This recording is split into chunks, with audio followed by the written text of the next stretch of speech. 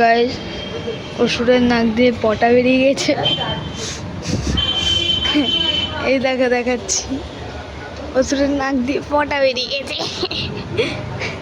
অসুরের নাকে পটা, যদি কেউ খেতে ইচ্ছুক হোক খেয়ে নিও। এই যে ঠাকুর মশাই,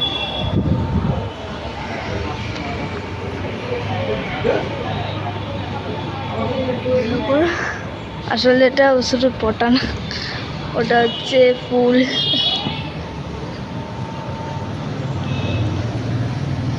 এই দিক দিয়ে আমার লাগছে যে পটা বেরিয়ে গেছে নাক দিয়ে।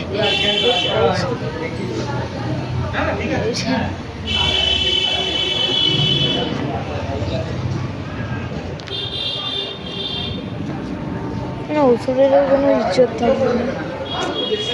অসুর, সরি।